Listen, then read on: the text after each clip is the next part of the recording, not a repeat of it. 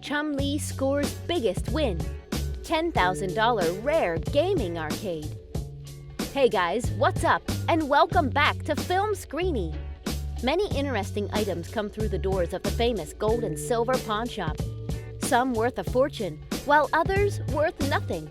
However, items belonging to the gaming world are seen as highly valuable. Here we look at a few of the most interesting gaming items to appear on History Channel's hit show Pawn Stars. But before we begin, make sure you subscribe to the channel and hit the bell icon so that you don't miss out on anything. Also, don't forget to give this video a like.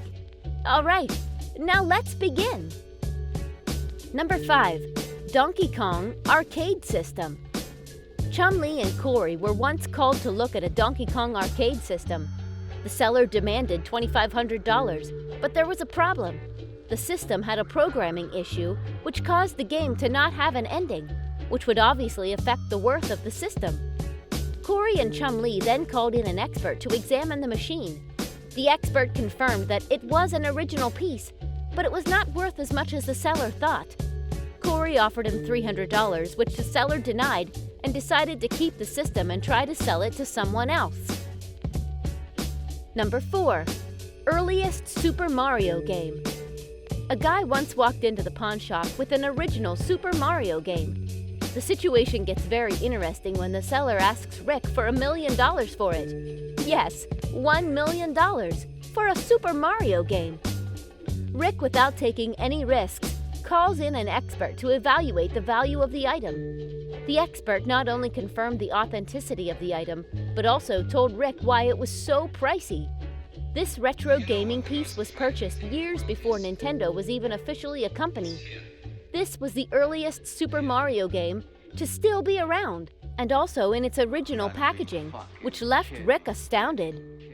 However, Rick refused to spend $1 million on something he did not know much about.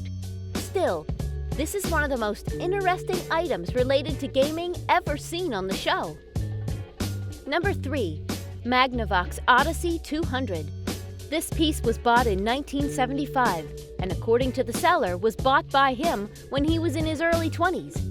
This system was built for specifically multiplayer games. Despite it being an important item in gaming history, Corey did not seem to show much interest. The seller asked $350, to which Corey joked around with the price, asking if he meant $3.50.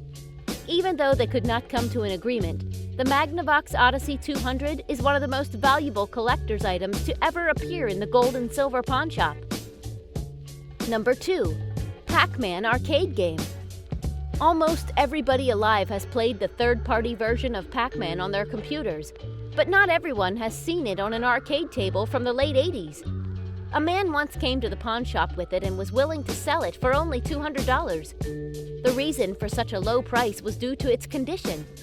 The seller told them that it was his hobby to repair old gaming systems, but he just couldn't repair this one and thought that Corey or Chumlee could find someone who could.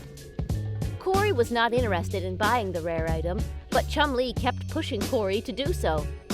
Corey finally bought it for $170 and told Chumlee that it was his responsibility to get it working. Number 1.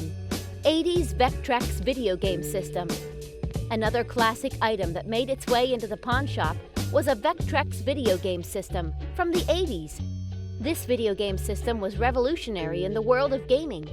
Instead of being connected to a television, it used its own monitor and also came with its own detachable control panel. At the time, Chumlee was standing behind the counter and was not sure how much the system was worth, so we called in an expert to take a look at it.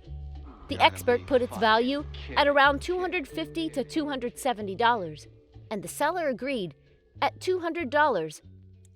But Chumlee wanted to pay less for it as the seller did not have all the additional equipment and accessories to get a full experience out of the system. And so the seller agreed upon $150. If Chumlee can get his hands on the additional equipment associated with the gaming system, he can easily make a big profit out of it. Pretty cool, right? These days, vintage video game systems are seen as works of art rather than simple technology. These were some of the most valuable, rare, and the most profitable items belonging to the world of gaming to ever step foot in the gold and silver pawn shop. Well, this brings us to the end of our video. Hope you guys enjoyed it. If you haven't liked the video yet, so it's never too late, give it a thumbs up, people. We will see you soon in another video.